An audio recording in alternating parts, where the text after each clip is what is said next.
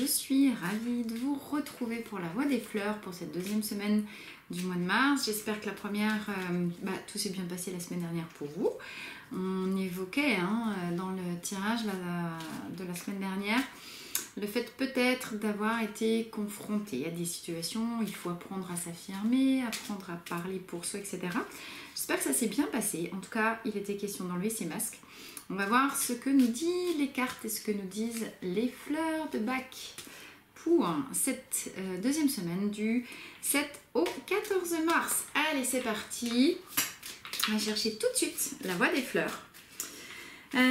Donc les fleurs de bac, encore une fois, je le dis à chaque fois, mais pour ceux qui nous rejoignent ou qui n'ont pas encore vu les vidéos, donc les fleurs de bac sont d'abord, en tout cas ils ont été conçus comme ça par le médecin anglais qui les a découvertes, des élixirs floraux, des élixirs de macération de fleurs. Il y en a 38 en tout et qui permettent de réguler, d'harmoniser les états émotionnels.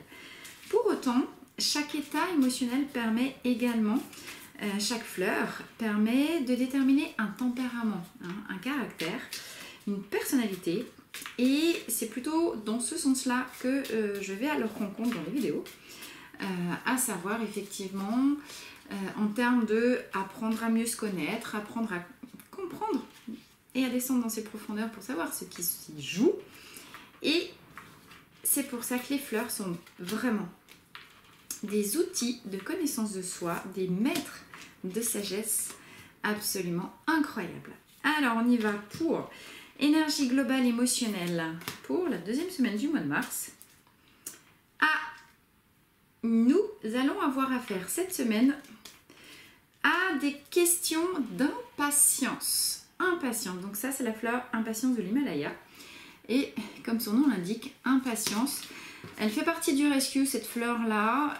Impatience et cogitation.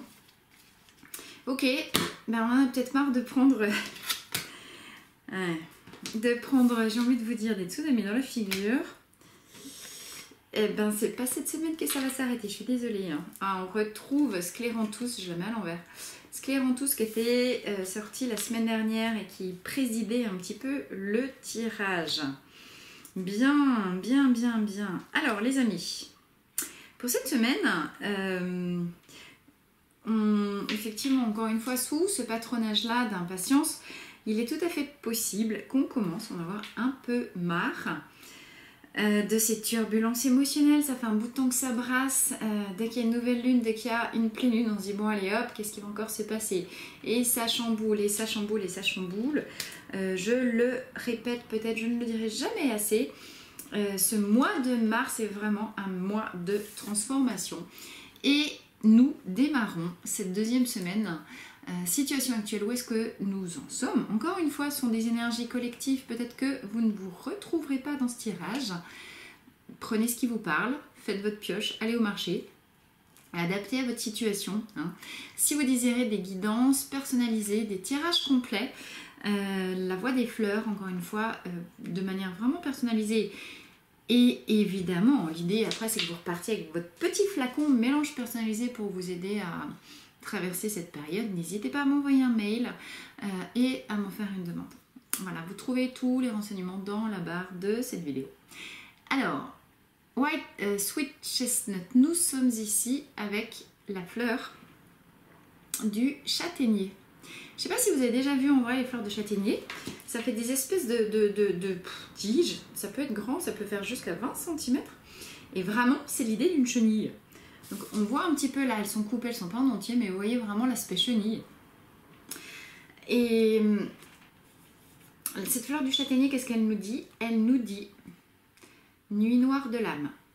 Alors pour ceux qui connaissent l'expression, vous savez que nuit noire de l'âme, ça veut pas dire je m'éclate, c'est pas le moment où, c'est pas parce qu'il y a nuit noire qu'il y a qu'il y a tout ce qu'on veut. Nuit noire de l'âme, ça veut dire dans les phases du changement. On est dans une phase de profonde, pas mélancolie, on est dans une phase de perte totale de repères. D'accord? Nuit noire de l'âme, dans la nature, ça veut dire la phase où l'hiver est installé le plus profondément. Eh bien, ça veut dire ce que ça veut dire. Ça veut dire que c'est vraiment dans vos profondeurs que le travail se fait. On n'est pas en plein été, en pleine montée de sève, en pleine ébullition, On est au fond de soi et on est seul, d'accord? Comme la sève qui redescend dans ses racines, mais qui prépare l'éclosion prochaine. Sweet Chestnut, elle est douloureuse. On est dans une étape douloureuse et on démarre la semaine avec ça, d'accord? La semaine dernière, on avait terminé avec Agrimony. Agrimony où il était question de déposer ses masques et d'accéder à son authenticité. Je vous avais dit à ce propos que quand on libère les masques, toute la douleur qu'on n'a jamais exprimée et qui peut être planquée derrière, elle peut sortir. Donc, la semaine dernière, on a pleuré, possiblement, évidemment, hein, sens propre, sens figuré. En tout cas, il y a de la douleur vraiment qui est remontée. La douleur de toutes les fois où on ne s'est pas écouté, où on s'est sacrifié, où on a ravalé nos propres couleurs parce qu'on n'a pas osé exprimer sa vérité, d'accord? Donc là, on est tout un peu chamboulé parce qu'on vient de se prendre un barrage dans le nez quand même. Et du coup, on ne sait plus trop où on en est.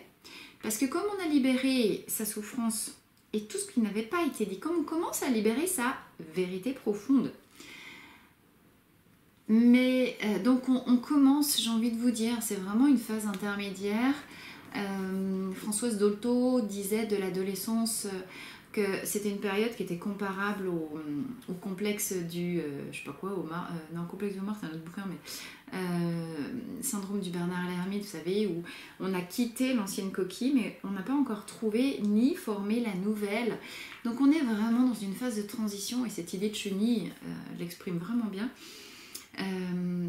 On n'est pas encore tout à fait mort à son ancienne identité de chenille, et on n'est pas encore tout à fait né à son identité de papillon. C'est maintenant, c'est cet entre-deux qui est toujours très délicat, qui peut être compliqué parce que inconfortable, et que dans notre société, on a mis l'étiquette, si c'est inconfortable, c'est mal. Si on souffre, c'est mal.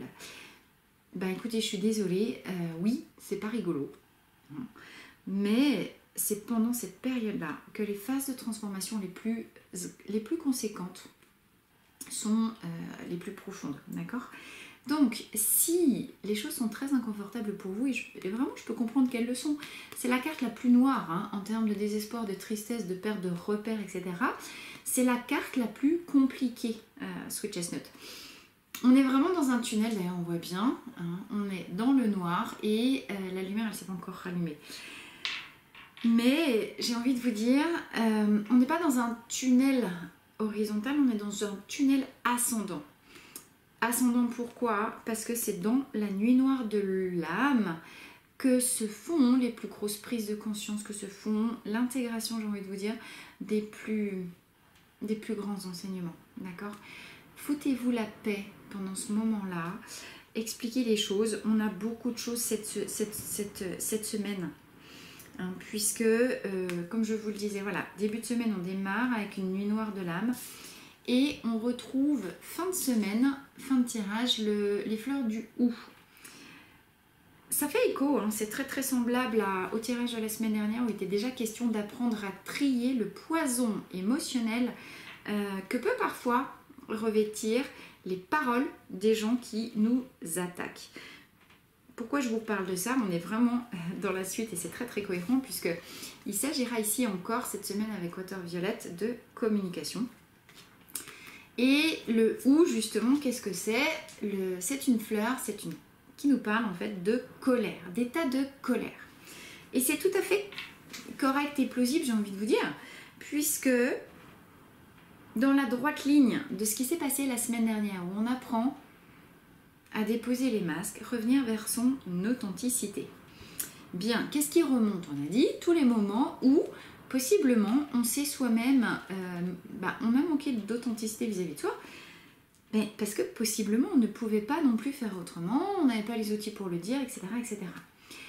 Mais en tout cas, on est ici du coup comme tous ces moments qui étaient planqués jusque-là derrière un masque remontent, on est très en colère, on va revivre, je pense, cette semaine, je pense qu'il y aura beaucoup de choses du passé qui vont remonter. Pourquoi? Parce qu'on a aussi la fleur de bruyère en synthèse de tirage. Bruyère, c'est une fleur de solitude et c'est une fleur qui nous parle en état positif d'avancer vers la guérison de son enfant intérieur. D'accord? Alors, c'est pas anodin. C'est pas anodin et vous comprenez à quel point, effectivement, tout ça fait sens et tout ça est très très cohérent par rapport à la semaine dernière. J'ai déposé mon masque la semaine dernière. Du coup, je sais plus qui je suis en début de semaine. Par contre, je sais que tous ces sacrifices, toutes ces blessures, tout ce que j'ai jamais dit, tout ce que j'ai pas pu, parce que je savais pas, parce que je n'osais pas, parce que nanana, tout ça, ça remonte. Comme ça remonte, toutes mes blessures, eh bien, effectivement, je vais me trouver dans un état, en fait, de colère. Et je vais possiblement en vouloir à la terre entière. Mais ne vous y prenez pas, n'allez pas vous positionner en victime. Hein. C'est injuste, j'ai eu j'ai eu une enfance malheureuse, je suis tombée sur, j'en sais rien, ma première femme c'était une tarée, ou mon premier bonhomme c'était un toxique, hein, c'est la grande mode. Ça n'empêche pas le fait qu'il y en a vraiment, mais n'allez pas systématiquement remettre la faute sur les autres. Occupez-vous de vous donner du pardon à vous. Je pense. Occupez-vous de mettre de la douceur, occupez-vous de vous consoler vous-même comme si vous étiez votre propre enfant. Voyez, vous, adulte, qui fait un gros câlin au petit garçon, à la petite fille que vous avez pu être, en mode t'as fait comme t'as pu, si t'avais pu faire autrement, de toute façon tu l'aurais fait. Hein. Et aujourd'hui, on sait très bien que de toute façon il n'y a qu'avec de la douceur, de l'amour, beaucoup de bienveillance, qu'on peut mettre de l'eau, encore une fois, mettre des choses sur des plaies. Ici, c'est vraiment les pleurs de ce petit garçon, de cette petite fille que vous avez pu être, et qui a aujourd'hui besoin de vous. Et ce petit garçon, cette petite fille, cet enfant intérieur, il n'a pas besoin de colère. Parce que la colère, c'est quoi ? Les états de colère, les états piquants comme les feuilles du hou, les états empoisonnants comme les baies du hou, comme les paroles toxiques que vous pouvez recevoir, comme celles que vous pouvez prononcer aussi. Je veux dire, personne n'est parfait. On a tous dit, je suis désolée, mais on a tous balancé des saloperies sur la tête des autres. Donc c'est le moment de se pardonner, c'est le moment de mettre quoi en état positif, c'est-à-dire dans une énergie plus haute. Le hou, il nous explique que toutes les situations bloquées de notre vie, et ça marche encore à l'heure actuelle, observez tous les endroits dans votre vie en lien avec votre domaine de vie. Est-ce que c'est dans votre domaine professionnel, sentimental, la vie de couple, la vie de famille, la santé. Dans la santé, on a l'hygiène, l'alimentation, le sommeil, l'exercice physique, etc. La vie sociale, les loisirs, les sorties. Où est-ce que ça bloque? Où est-ce que vous avez l'impression d'enfoncer la fonte, comme je dis toujours, et d'avoir à ramer pour que les choses se fassent un petit peu? Parce que tout ce qui est bloqué est d'abord la résultante d'un manque d'amour. Okay, quand on veut faire les choses en force, on essaie en fait, on ne tient pas compte de l'environnement extérieur, puisque on va chercher quand on bourrine, c'est qu'on impose quelque part sa manière de faire, sa manière de voir sur l'extérieur. Et du coup, c'est du passage en force. Et qui dit passage en force dit tout sauf bienveillance, douceur et amour. Ok ? Observez ce qui est bloqué. Comprenez que c'est d'abord par une attitude de douceur et de bienveillance que vous allez pouvoir débloquer ça. Alors, ça va être compliqué, parce que vous en avez marre et vous avez envie que tout ça s'arrête. Vous n'en pouvez plus. Vous êtes totalement saturé. Résultat, effectivement, vous pouvez avoir tendance à faire l'ours et à hiberner au fond de votre caverne plutôt que d'aller expliquer ce qui se passe à Pierre-Paul Jacques. Pour autant, un des défis, dans la suite aussi de ce qui était sorti la semaine dernière, ça va être d'affronter les situations de communication où vous avez à exprimer votre authenticité, on l'a toujours dit. Vous aurez envie, scléranthus, je fais des allers-retours, fleur de l'hésitation, fleur de j'y vais pas. Donc vous en aurez, je pense, vraiment marre. Là, à un moment donné, il va falloir que ça cesse, tous ces hauts et ces bas. Ce qu'on appelle le yo-yo émotionnel. Vous êtes mort de fatigue, vous êtes épuisé, on l'avait déjà vu aussi. Vraiment tout pourvu que ça s'arrête, s'il vous plaît. Oubliez-moi, tiens, je vais aller faire une cure de sommeil à l'hôpital, au moins pendant ce temps-là, ça va s'arrêter. Donc vous pouvez être pris entre ces deux feux finalement je vais revenir en arrière, hein, c'était peut-être pas si mal. Et non, mais de toute façon c'est plus possible non plus, si je continuais comme ça, je vais mourir. Donc il faut quand même aller de l'avant. Mais on est vraiment dans une période de fluctuation, de haut, de bas. Allez, j'y retourne, j'y vais, je m'accroche, je garde l'espoir, pof. Et puis non, finalement c'est trop dur, je vais jamais y arriver. Donc grande semaine de yo-yo émotionnel, de découragement, d'impatience, de stress, d'accord, de colère et puis possiblement de découragement. Je suis désolée, je n'ai pas des super nouvelles à vous donner. Sachant que, cadeau caché, même si dans les énergies émotionnelles ça peut secouer pas mal cette semaine, n'oubliez pas que les fleurs de bac sont toujours là pour vous dire que vous êtes sur un chemin de transformation. Et en même temps que vous travaillez et que vous expérimentez dans votre réalité une énergie basse d'hésitation, je monte, je descends, je fais le yo-yo, ça veut dire aussi que vous avez la capacité à apprendre de cette situation, à vous positionner, d'accord? Parce que ce qui les rend tous, c'est quand même ça aussi son message. Comment je me positionne? Est-ce que vous êtes clair sur les nouvelles orientations que vous voulez donner à votre vie?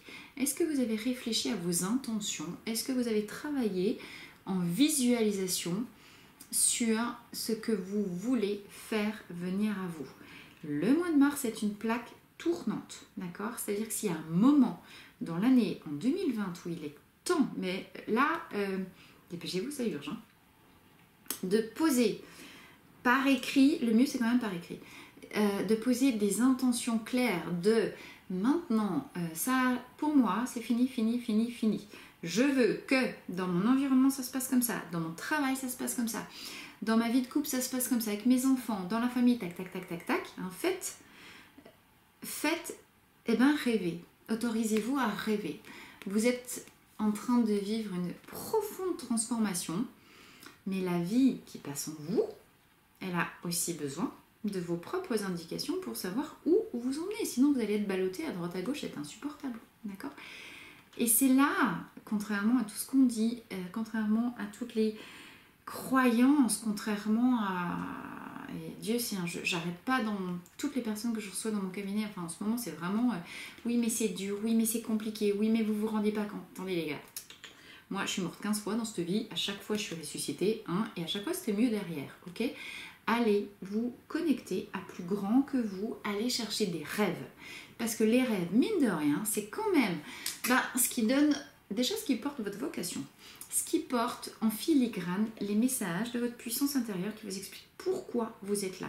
Alors oui, tant que vous êtes dans la nuit noire de l'âme, vous avez du mal à aller voir et chercher ce que vous aimeriez faire. Vous êtes plus au clair avec ça, c'est fini, je veux plus.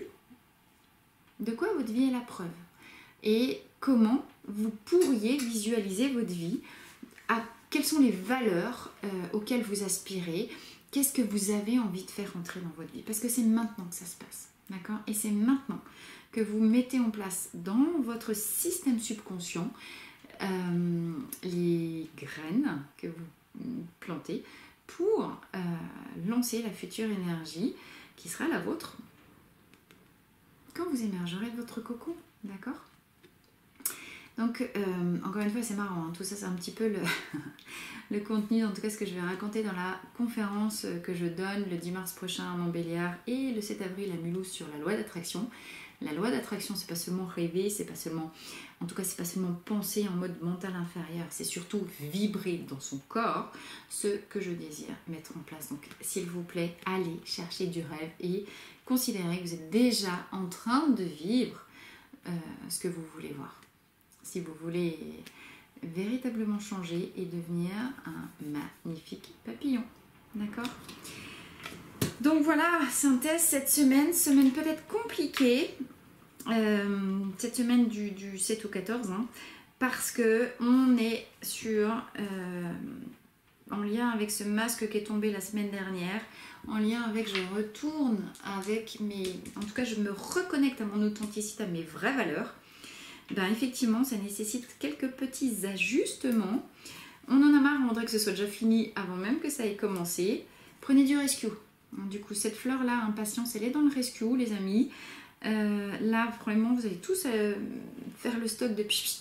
Du rescue, ça risque vraiment d'être un petit peu compliqué cette semaine.